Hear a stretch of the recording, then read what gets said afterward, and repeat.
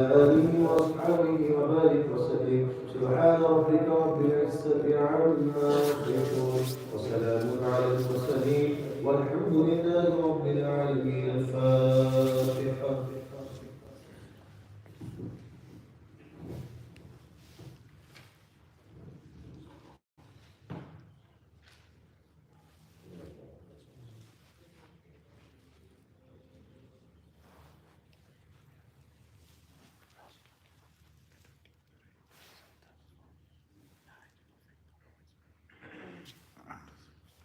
اللهم صل على سيدنا ونبينا وكريمنا ومولانا محمد وعلى اله واصحابه اجمعين.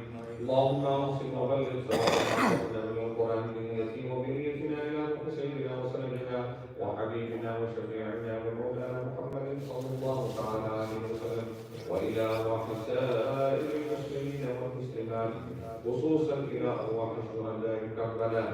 اللهم ربنا اكمل لنا نورنا واغفر لنا انك على كل شيء قدير.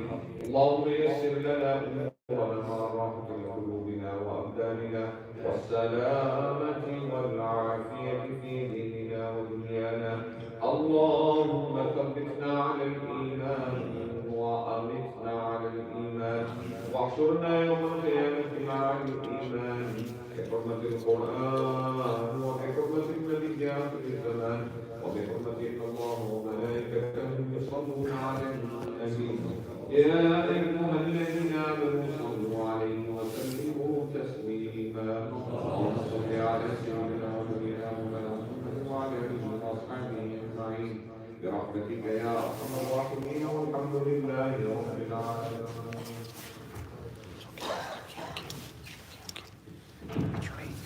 السلام عليكم ورحمة الله وبركاته. آیه سوری که خدا آخر میں تو دور فهم کرے. صلی علی نبینا صلی علی نبینا صلی علی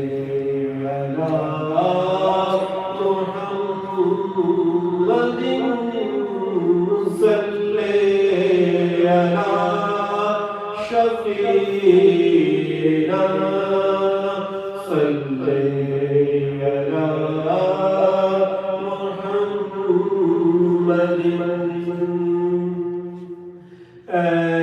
ختم رسل مکی مدنی ختم رسل مکی مدنی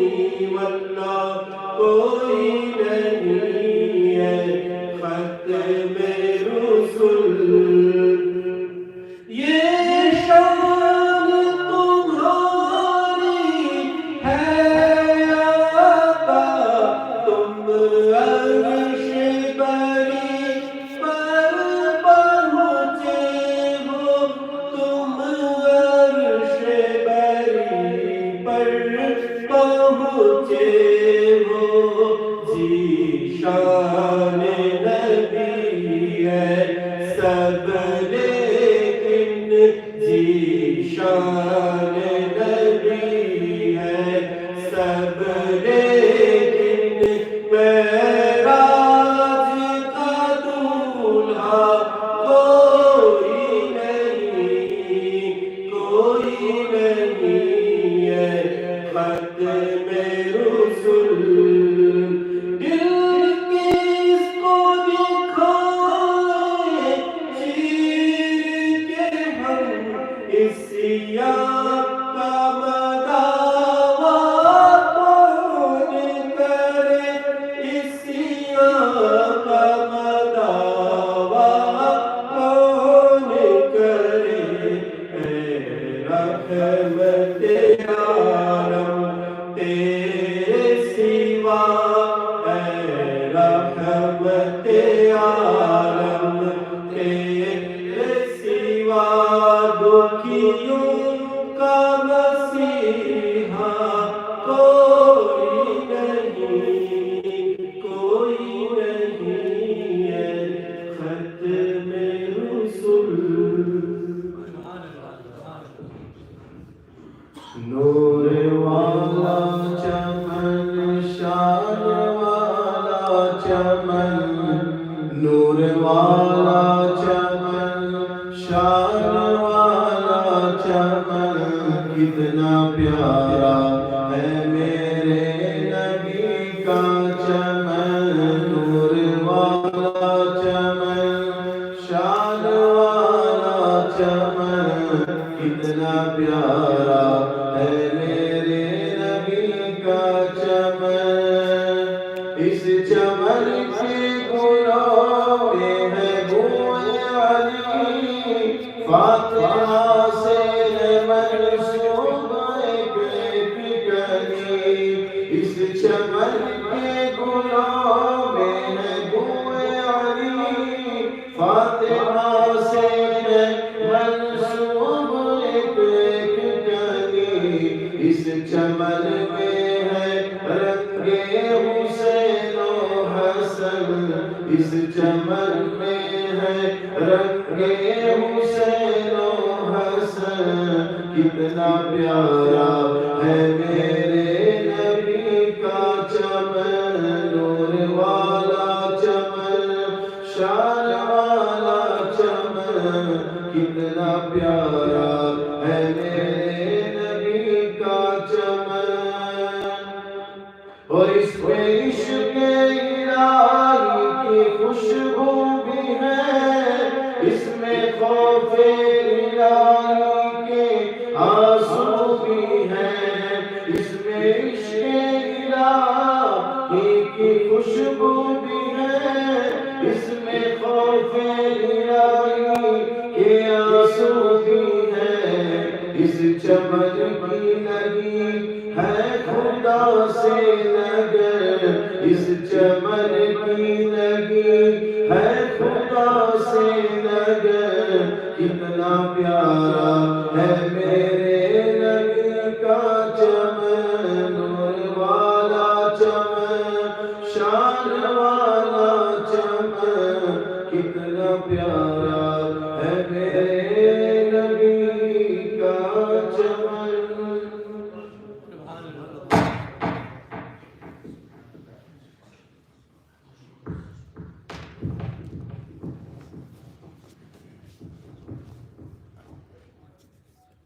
الحمد لله وكفى وسلام على عباده الذين اصطفى وعلى آله وأصحابه أولي الصدق والصفاء أما بعد فقد قال الله تعالى في محكم كتابه العظيم في شأن حبيبه مخبرا وآمرا قولا كريما إن الله وملائكته يصلون على النبي يا أيها الذين آمنوا صلوا عليه وسلموا تسليما اللهم صل وسلم وبارك على سيدنا ونبينا وكريمنا ومولانا محمد وعلى آله وأصحابه أجمعين صلاة وسلاما عليك يا سيدي يا حبيبي يا رسول الله وعلى آلك وأصحابك يا رحمة للعالمين. واجب الاحترام حضرات علماء الكرام, my respected elders, dear brothers, contemporary youth, innocent and beloved children. Assalamu alaikum wa rahmatullahi ta'ala wa barakatuh. All praises are due to Allah subhanahu wa ta'ala, cherisher and sustainer of the worlds, and choicest blessings and salutations upon Nabi Muhammad sallallahu ta'ala alayhi wa sallam. By the grace, by the fadl and by the mercy of Allah subhanahu wa ta'ala, and with the movement and motion of time, we are today on the 3rd of Muharram al-Haram in the year 1446 Hijri. May Allah subhanahu wa ta'ala make this year a beneficial year for us. May Allah make this a pleasing year for us. And may Allah subhanahu wa ta'ala make this year a year in which the sufferings of the Muslims the world over will be alleviated, inshallah. Our topic for discussion, as we know, is Sayyiduna Ali karramallahu ta'ala wajhahu al-kareem. I will try and remain within the ambit of Ahadith Nabawiyya sallallahu ta'ala alayhi wa sallam. Sayyidina Ali karramallahu ta'ala wajhahu al-kareem is the son of Abu Talib, who is the paternal uncle of the Holy Prophet sallallahu ta'ala alayhi wa sallam. In relation to the Holy Prophet sallallahu ta'ala alayhi wa sallam, he is the first cousin to the Holy Prophet sallallahu ta'ala alayhi wa sallam. And his mother's name is Fatima bint Asad bin Hashim. He is from amongst the first Sahaba-i-Kiram, amongst the first people that embraced Islam, and amongst the children, he is the first to have embraced Islam. Most narrations concur to the fact that his age was about 10 years when he embraced Islam. Sayyidina Ali karramallahu ta'ala wajhahu al-kareem himself says that Rasulullah sallallahu ta'ala alayhi wa sallam made known his nubuwwat, or the announcement of his prophethood, on a Monday. And we know Monday has a very relative place in the physical life of the Holy Prophet sallallahu ta'ala alayhi wa sallam. And he says, I was the one that upon hearing this immediately accepted Islam. There is a 30-year difference between the age of the Holy Prophet sallallahu ta'ala alayhi wa sallam and Sayyidina Ali karramallahu ta'ala wajhahu al-kareem. And as we mentioned last night and the night before, that his first nikah was to Sayyida Fatima al-Zahra Radiallahu ta'ala anha. His capacity, his ability, his stature, his position amongst Sahaba Ikram Ridwanullahi ta'ala alayhi ajma'in is that he was in his time amongst the greatest of ulama. He was a alim, a true alim Rabbani.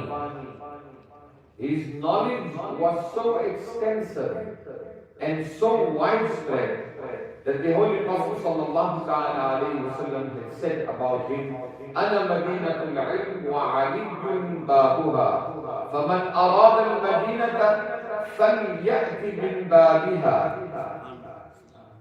I am the city of knowledge And Ali Karamallahu Ta'ala Wajhul Kareem is the door or the gateway to that knowledge. And whoever is desirous to enter into the city should enter from the door, from the gateway. And the honorable thing to do is to come from the door and not to come from any other side. Sayyidina Ali Karamallahu Ta'ala Wajhul Kareem was a renowned and acclaimed warrior whose bravery surpassed all standards. Sayyidina Ali Karamallahu Ta'ala Wajhul Kareem, when he would engage himself in ibadah, he would be absolutely detached from the world. And we know of this famous incident that in a battle when Sayyidina Ali Radiallahu Ta'ala Anhu was injured and the spear was lodged near his ankle, and on the removal of that would cause him great amount of distress and pain, until Sahaba Ikram said, leave it, don't touch it, don't put him into further distress and pain, but let him, when he is ready and when he engages in salah, then we will remove it. And precisely that is what happened. When he stood in salah, his connection in salah was so deep. And when Sahaba removed the spear from his foot, from his leg above the ankle, Sayyidina Ali Radiallahu Ta'ala was totally unaware that during his salah the spear was removed. Sayyidina Ali Radiallahu Ta'ala was an orator par excellence. The oratory skills that he had and that he possessed at that point in time, because it was an era, it was a time when they would compete with one another from a linguistic point of view. Poetry was very rife, and they would have concerts and they would have contests where the people would gather and they would show their skills of poetry.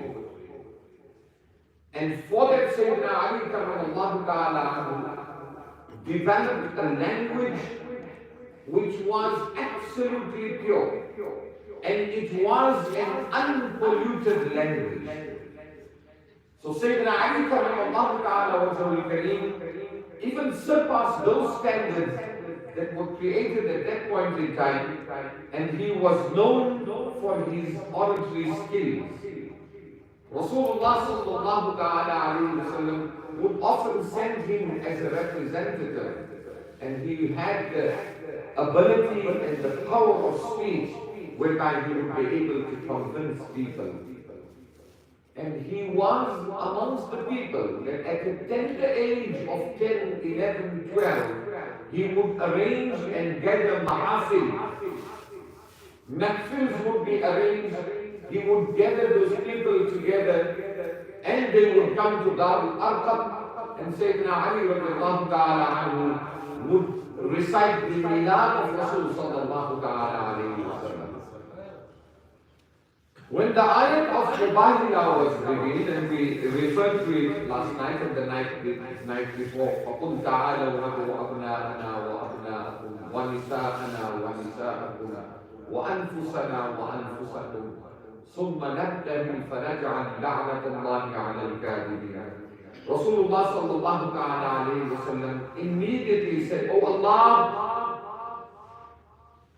my family is Ali, Fatima, Hassan and Hussein, Ridwanullahi ta'ala alayhi ajma'in." Recorded in Tirmidhi Sharif is that the Holy Prophet sallallahu ta'ala alayhi wa sallam said, and this is very, very famous, "Man kuntu mawlahu fa'aliyyun mawla." Whosoever I am a mawla to, Ali is a mawla to them as well. Contextually, the word Mawla in the Arabic language and the different shades of the connotations attached with it has different meanings. And amongst the several meanings that the word Mawla will have is, it means master, it means employer, it could also mean helper in accordance with a context, it could also mean friend, subservient, obedient, it could also mean first cousin, meaning paternal first cousin, and I mentioned that relation already.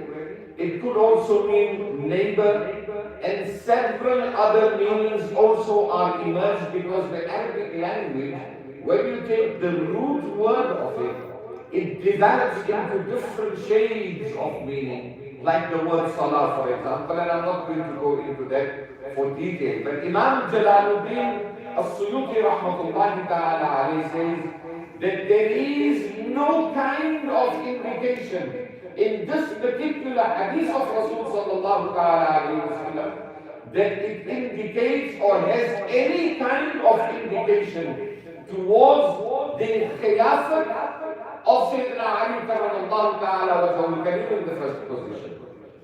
Imam al-Shafi'i clearly points out to this, and he says that it demonstrates when Rasulullah sallallahu alayhi wa sallam used the word Mawla, at this instant it demonstrated the Islamic love and reverence that should be held for one another. And that is why Rasulullah sallallahu alayhi wa sallam emphasized here, Man kuntu mawlahu fa'aliyyul mawla, that whoever has love for me, indeed should have love for Sayyidina Ali sallallahu ta'ala wa sallam. So the masterly effect of Rasul sallallahu alayhi wa sallam upon us from a love perspective, from a love point of view, that we need to give all in terms of our love to the Holy Prophet sallallahu ta'ala alayhi wa sallam. Sayyidina Imam al-Shafi'i radiallahu ta'ala anhu says, and he brings in substantiation a verse of the Holy Quran, and this verse is ذَلِكَ بِأَنَّ اللَّهَ مَوْلَى الَّذِينَ آمَنُوا وَأَنَّ الْكَافِرِينَ لَا مَوْلَى لَهُمْ. This is because Allah subhanahu wa ta'ala is a protector for the believers. Like I mentioned earlier, that one of the shades of meanings of the word Mawla is that Allah subhanahu wa ta'ala is the protector of the believers. لأن الله مولى الذين آمنوا وأن الكافرين لا مولى لهم. But for the infidels, there is no protector, in other words, from Allah subhanahu wa ta'ala. Surah Muhammad, Surah 47, verse number 11. This hadith, Man kuntu mawla, is substantiated by no less than 30 Sahaba al-Kiram ridwanullahi ta'ala alayhim ajma'in. And by virtue of this statement, the Holy Prophet sallallahu ta'ala alayhi wa sallam emphasized that everyone should have a great and tremendous amount of love for Sayyidina Ali karramallahu ta'ala wajhahu al-kareem. Also recorded in the hadith book of Tirmidhi Sharif, but the Holy Prophet sallallahu alayhi wa sallam informed Sahaba al-Kiram that Allah subhanahu wa ta'ala has ordered me to express and to have love, to show, to make known, and to have love for 4 people. Amongst them, one is Ali karramallahu wajhahu al-kareem.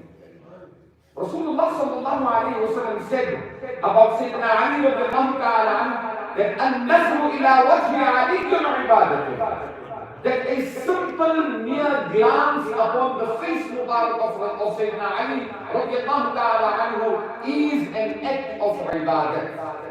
So when Rasulullah sallallahu alayhi wa sallam informed Sahaba that Allah has commanded me, Allah has ordered me to have love for 4 people, amongst them is Sayyidina Ali. Sahaba Ikram Ridwanullahi ta'ala alayhim ajma'in said, that Ya Rasulullah sallallahu ta'ala alayhi wa sallam, who are the other three? If there are four, and you mention Ali, remember here again Rasulullah sallallahu ta'ala alayhi wa sallam mentioned Sayyiduna Ali radiallahu ta'ala anhu with preference.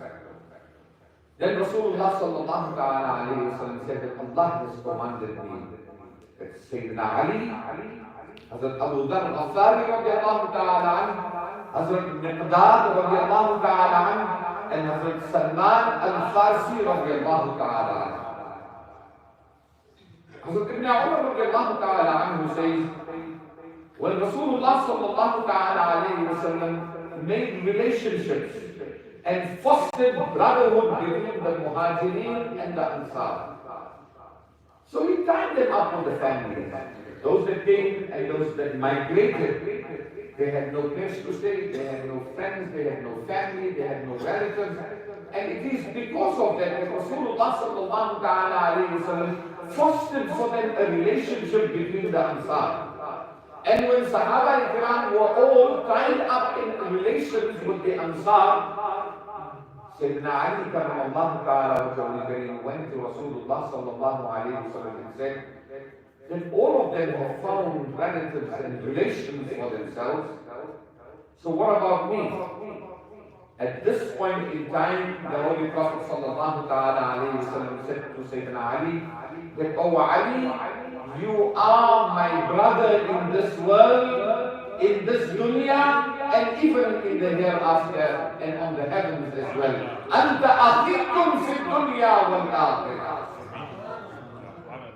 Hazrat Salama radiallahu ta'ala anha says that a true believer can only have love and love for Hazrat Ali radiallahu ta'ala anha.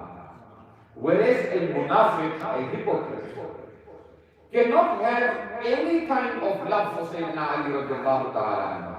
A believer will not be able to harbor any dislike or anything in against Sayyidina Ali radiallahu ta'ala anhu.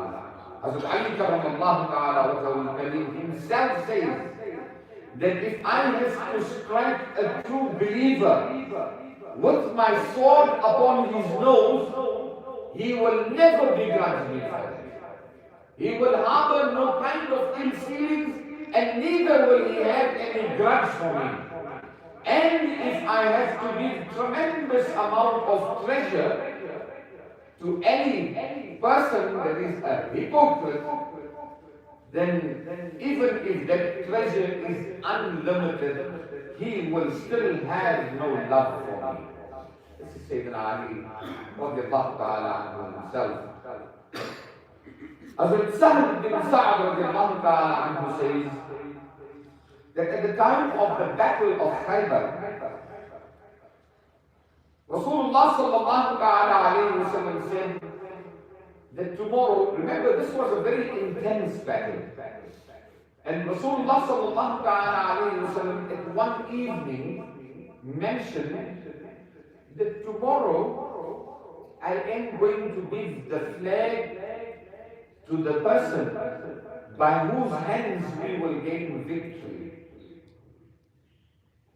Sahaba Ikram ridwanullahi ta'ala alayhim ajma'in, it was a practice, it was standard, it was very normal that if any regiment, any battalion, any force, any amount of soldiers representing Islam went out into a battlefield, then they had flag bearers. And at times even the blessed Sheikh Mubarak of Sayyidah Aisha radiallahu ta'ala anha was used. At times their turbans were used. At times they would find any particular cloth. It is reported that white in color, reddish in color, yellowish in color, etc. So it was normal for them to carry a flag. And the flag bearer was somewhat denoted to be a position of leadership. So when Rasulullah sallallahu alayhi wa sallam made the announcement that tomorrow I will give the flag in the hands of that person by whose hands Allah will give us victory in this battle. Sahaba Ikram Ridwanullahi ta'ala alayhim in the morning were all waiting to see, and some of them were indeed anxious. They knew that they led battalions, regiments, different kinds of forces, and they led the people and their companions in different wars. So they knew that there were people with experience. There were people that had experiences of commanders in chief, etc., etc. So they were all waiting for it. From the likes of Sayyiduna Umar ibn al-Khattab Radiallahu ta'ala Anhu, Sayyiduna Khalid ibn Walid Radiallahu ta'ala Anhu, and many other Sahaba Ikram that were indeed awaiting that to rule Sayyidina Rasulullah sallallahu ta'ala alayhi wa sallam is going to give the flag. And in the morning when Rasulullah sallallahu alayhi wa sallam looked around and found that Sayyidina Ali is absent. He's not in the crowd. Rasulullah sallallahu ta'ala alayhi wa sallam inquired, and he was informed sallallahu alayhi wa sallam, he was informed that he's not well. Sayyidina Ali is not well. And when Rasulullah sallallahu alayhi wa sallam inquired, what is the problem? And they said, he has ashram, which is a sickness of the eyes, which causes redness and swelling of the eyes. So Rasulullah sallallahu ta'ala alayhi wa sallam said, go and tell him that I am calling him. And when he came in the presence of Rasul sallallahu alayhi wa sallam, Rasulullah sallallahu ta'ala alayhi wa sallam treated Sayyidina Ali's eyes at that very spot by using the Lu'ab Mubarak, the blessed saliva from his mouth to cure the eyes of Sayyidina Ali karramallahu ta'ala wa sallam. And Sayyidina Ali karramallahu ta'ala wa sallam says, hence that very moment, I was able to see much better than what I could able to see before. He was cured instantaneously. Rasulullah sallallahu ta'ala alayhi wa sallam gave him the flag. And when they got to the door of Khaybar, the fort of Khaybar, we can understand and we can relate from a historical point of view that the security of that door needed to be such and so strong that it cannot be penetrated very easily. We do the same with our doors in our homes, we do the same with our doors in our shops. We do the same if you look at the door of this masjid today, when it was built in the 60s, to replace a door like that in today's day and age, it really is something that is a monumental task. But we can understand from here that if we go back then and realize the height of the walls of a particular fort and the type of doors that were fitted to these forts, it is stated that the door of the fort of Khaybar required at least 40 people to lift that door. 40 people. Sayyidina Ali karramallahu ta'ala wajhul kareem, by the vision of Rasul sallallahu ta'ala alayhi wa sallam, and by the power bestowed to him by Allah subhanahu wa ta'ala, unearthed the door, lifted it by himself, and historians have recorded that when he began to throw that door, he threw it from above his head to the earth. And having done so, it was an immediate entry into the fort, thus rendering victory for Sahaba Ikram Ridwanullahi ta'ala alayhim ajma'in. Sayyidina Ali karramallahu ta'ala wajhul kareem spent tremendous amount of time with the Holy Prophet sallallahu ta'ala alayhi wa sallam. And we know that if we are going to go into mentioning other details, this what I have mentioned are expected from ahadith al-Nabawiyyah sallallahu ta'ala alayhi wa sallam. Sayyidina Ali radiallahu ta'ala anhu, when the capital was moved to Damascus. So in Damascus, when the capital was established, and Sayyidina Ali radiallahu ta'ala anhu would arise in the morning early, and he would have a little cane in his hand, and he would knock on the doors of the people and tell them that worship to Allah subhanahu wa ta'ala is better than sleep. Arise for salah. Arise for salah. On this unfortunate day, in the month of Ramadan, the 21st of Ramadan, when Sayyiduna Ali karramallahu ta'ala wajhahu al-kareem, in his normal routine was en route to the masjid at the time of Fajr, before Fajr. Ibn Muljam, the accursed person, who had a dagger hidden by himself, which was laced with poison, and he struck Sayyidina Ali karramallahu ta'ala wajhahu al-kareem. Sayyidina Ali karramallahu ta'ala wajhahu al-kareem, on a few occasions when he was sick, one illness was such that he said to Rasulullah sallallahu alayhi wa sallam that, Ya Rasulullah, I don't think I will recover from this illness. Rasulullah sallallahu alayhi wa sallam said to him that you will recover from this illness, and when your beard will be drenched in blood, remember at that time you will not be able to recover. When he was struck, he remembered the words of Rasul sallallahu alayhi wa sallam, and then he looked down towards his beard, and when he saw his beard being drenched with blood, he said, by Allah, my Rasul had spoken the truth. My time for departure from this mundane world is here. He called Sayyidina Imam Hassan and Imam Hussein Radiallahu ta'ala anhuma, and he said to them that my time for departure is here.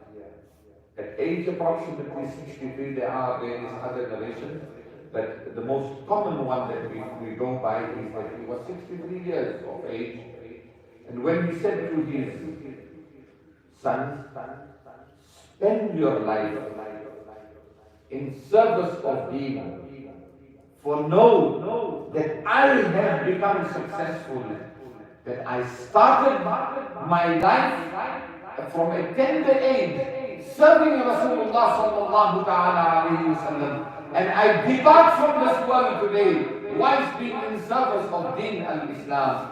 That is the only advice that I am giving to you. If we look historically, then we find the difficulties in the lives of Sahaba Kiram ridwanullahi ta'ala alayhim ajma'in.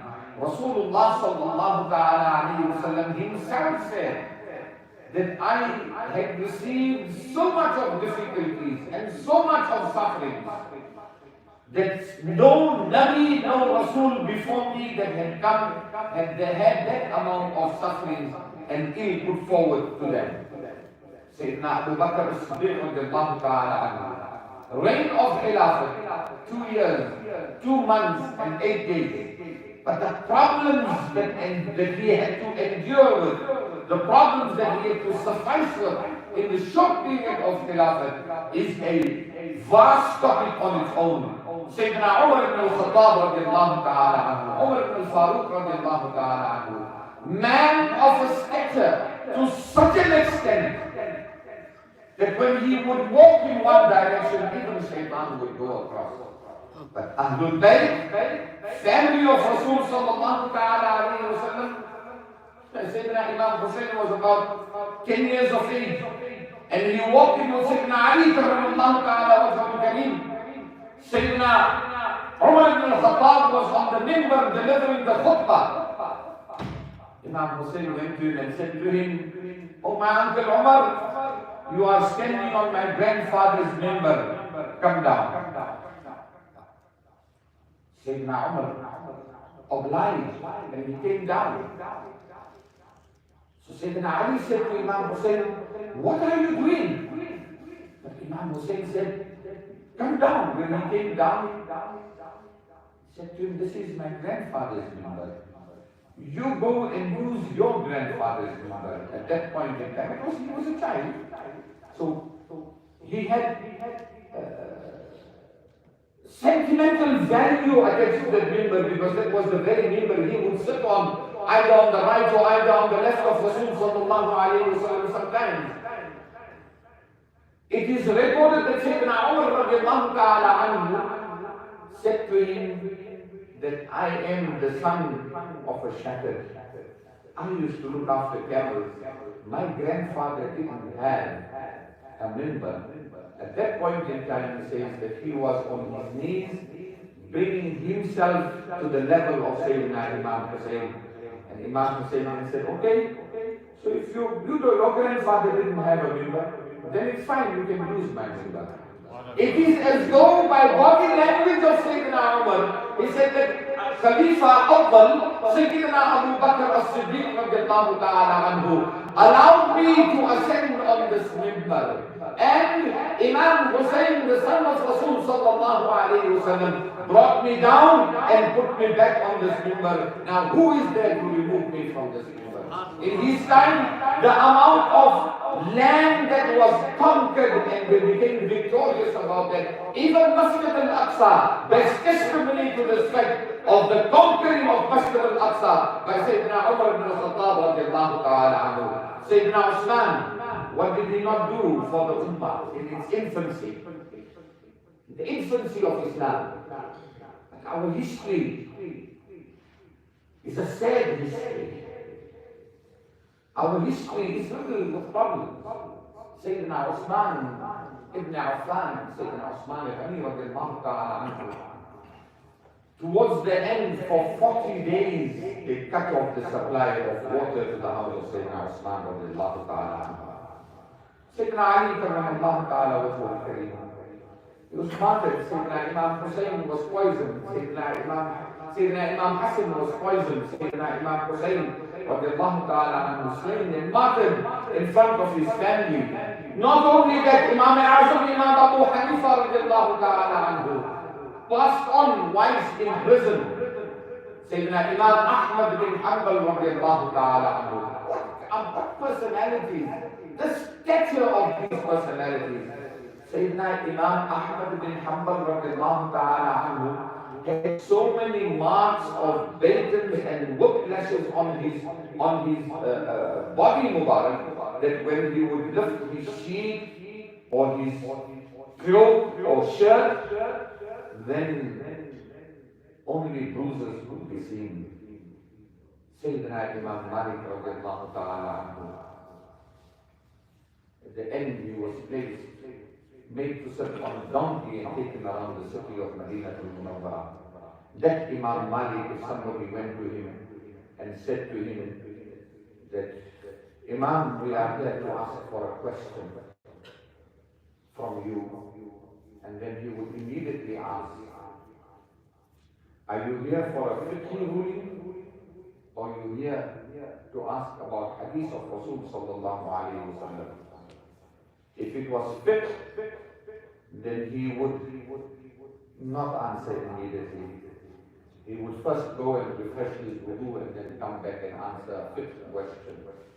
And if it was hadith of Rasul sallallahu alayhi wa sallam, he would first go and purify himself by bathing and then coming back and laying out and decorating the minbar and then sitting upon it and then reciting hadith of Rasul sallallahu alayhi wa sallam. Never walked in the streets of Medina with shoes, but with his back against the walls of Medina Munawwara, for the fear that I may not put my foot where Rasul sallallahu ta'ala alayhi wa sallam's foot Mubarak could have been.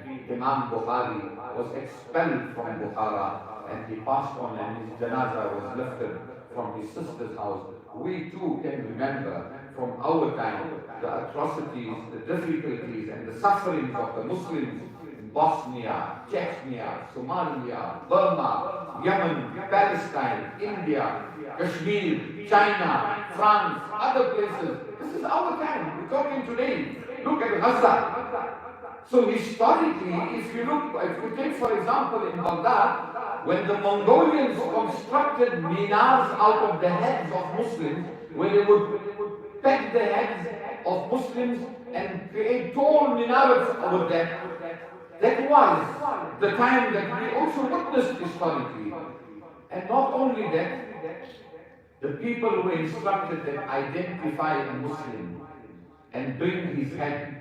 And if you're unable to do that, bear in mind you will lose your own head. People were walking around with money in their hands to say, can we find? Muslims took refuge. I'm talking about Baghdad Sharif. Muslims took refuge in the basement. And when they caused the river Tigris, the banks, when they opened up the banks of the river Tigris, and when they deliberately flooded the city, then some 125,000 Muslim bodies came out from the basement in Baghdad Sharif. This was a time that we can relate to history. And therefore Rasulullah sallallahu ta'ala alayhi wa sallam emphasized that to have love for Sayyidina Ali karramallahu ta'ala wajhahu al-kareem. And there was a time towards the end in the physical life of Sayyidina Ali karramallahu ta'ala wajhahu al-kareem that even the people were ordered by governors of the time to stand on the minbar and use foul language against Sayyidina Ali karramallahu ta'ala wajhahu al-kareem, and to even use swear words for Sayyidina Ali. That is why Rasulullah sallallahu ta'ala alayhi wa sallam, through his prophetic vision, had informed and had warned the people and had warned the ummah, Man sabba alikan faqad sabbani, that he whosoever swears Sayyidina Ali, it is indeed they have sworn me. So from here we are able to understand the position, the level, the stature of Sayyidina Ali karramallahu ta'ala wajhahu al-kareem. The fact that Rasulullah sallallahu ta'ala alayhi wa sallam said to him that you are my brother in this world, in the heavens, and even in the hereafter. Wassalamu alaikum wa rahmatullahi wa barakatuh.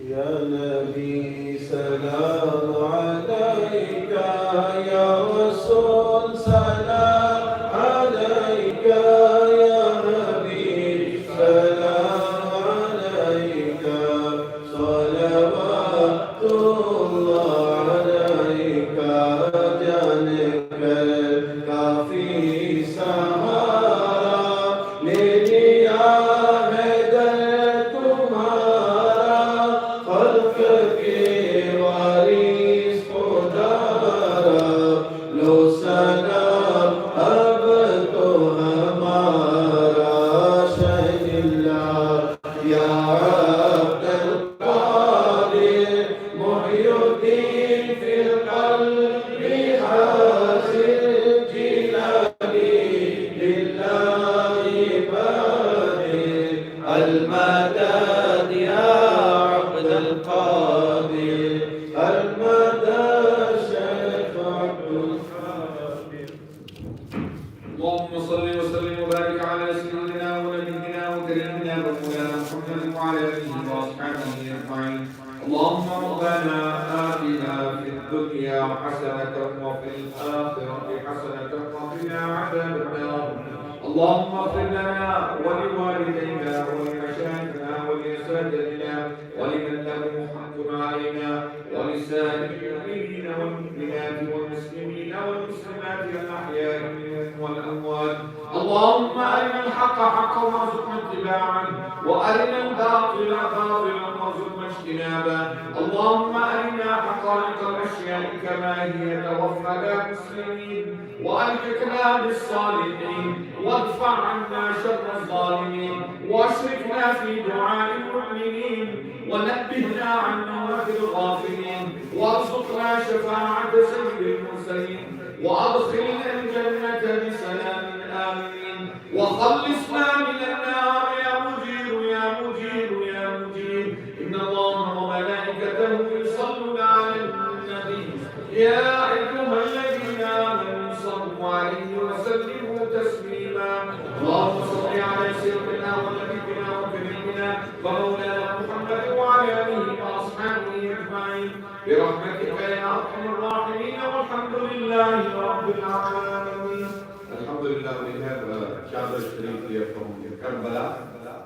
and it is about the nisbat. We will open this inshallah, make ziyarah of it, and you may touch it as well, because we are people of nisbat, and we hold our nisbat and our relationship in high esteem.